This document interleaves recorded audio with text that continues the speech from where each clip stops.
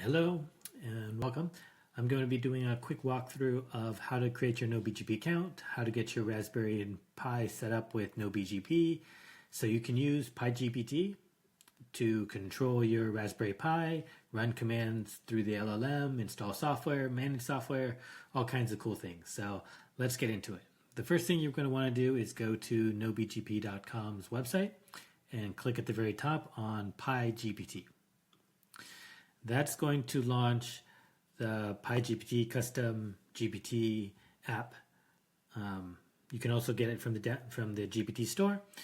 From here, we're going to just ask it to do something that we know it can't finish. List my noBGP networks. Okay, great. And it's going to say, well, I don't know who you are, so let's sign in.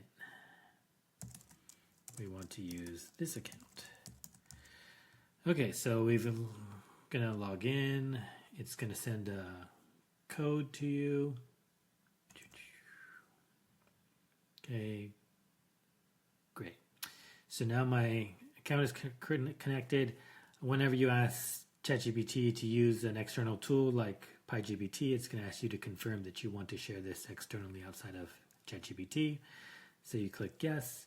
It found the default network. There's no nodes. There's nothing registered there. Great. Help me install noBGP on my Raspberry Pi. Okay. So again, you don't need to know what the technical details are. Let ChatGPT figure that out for you. So in the background, it's going to get all the information. It's about your network, your codes, network keys, and basically just tell you run this command. This is just an SSH terminal into my local Raspberry Pi. I assume everybody can access their Raspberry Pi locally. You can also, so great. I have this installed. I'm just going to sudo noBGP service status and just make sure it's running, and it is. Great. Now I'm going to create a private terminal URL for my Pi device. Okay, so while it's great to have a local connection to my Raspberry Pi, it can't see it yet. So let me ask it again. Create a private terminal URL for my Pi4 demo node. Okay. So maybe it got confused. Maybe it didn't know what I was asking. So I'm just going to give it a little more detail. I gave it the host name of my Pi, which is Pi4 demo. Okay, now it gives me a URL. This URL is private since that's what I asked for. When I click on it, I get this terminal, and you can see I have access to my Pi. This is the same Pi that I can access over here. Those are different folders, so you don't see the same files, but you get the idea. You can now run this terminal from anywhere. You do have to authenticate with your noBGP account that you use to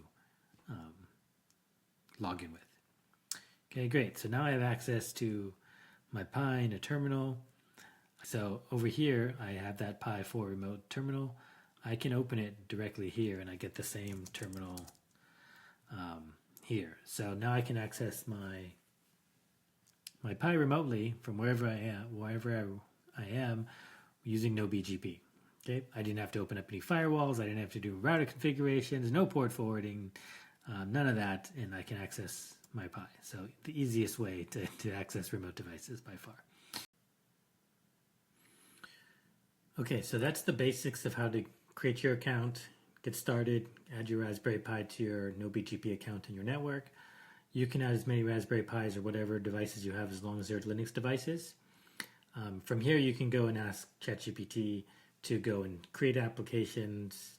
You can vibe code anything. I'll get into some more example of what I've done for vibe coding in other videos. You can ask it to install things from GitHub. That's a good place to start. Find some applications that you find interesting and have it install the applications directly for you. if you are using ChatGPT, obviously the paid version does work a lot better. You run out of tokens fairly quickly, and you'll get the free kick yourself. We'll come back later messages from ChatGPT if you're on a free account. For those of you who use Claude like myself, we do have an MCP server that allows you to connect Claude to the noBGP MCP server. I will have a video about that as well. So check that video out if you prefer to use Claude. But good luck, and post your comments on what you're using. noBGP 4, your successes, your failures, how you were surprised at how the ChatGPT or Claude or whatever LLM you're using reacted to things. And I'm glad you're on this journey. Thank you.